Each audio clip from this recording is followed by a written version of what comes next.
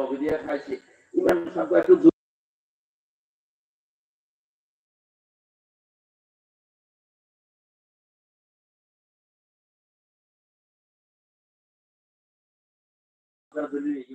তুই যেভাবে খাইছো আমরা তো নজর করি মুক্তার যদি ইমামের আগে নজর করি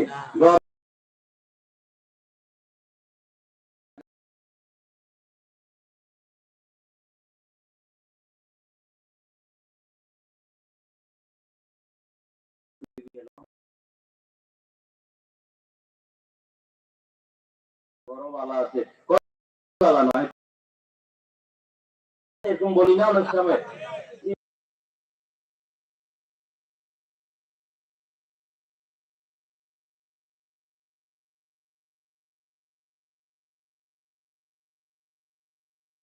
সামনে বালা না বর্তমান সমাজে এরকম লোক আসেনি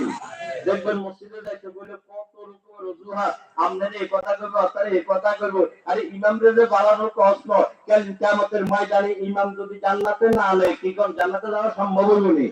ইমাম সুপারিশ করি করি এই মসজিদের মুসল্লিদের কিন্তু জান্নাতে নিতে হয়নি আরে যদি ইমামদের বেতন কম দেন হারি আমরা তো এলাকার জানি না অনেক এলাকাতে আছে ইমামের বেতন জিজ্ঞাসা দেখবেন যে কোনো 8,000 টাকা দিই আরে একদিন আমাদের এক মসজিদের সহসভাপতি বলছে আজকে বাজারে 1,000 টাকার বাজার করছে বিক্রি হলো তো আগে আমরা ইমাম সাহেবের বেতন কত আরে আগে তো আসেন মাত্র 3,000 এখন 5,000 টাকা করছি মনে হয় যে হেমিয়া যেভাবে কয় মনে হয় যে হোমকাজের বেতন আমি বললাম আমাদের 1,000 টাকা কথাই একদিনও নয় ইমাম 5,000 টাকা দিয়ে কেমনি গেল আর ইমামিদের ঠিক মতো যদি ইমামতি না করতে পারে আমরা নয় বলি এখন আমাদের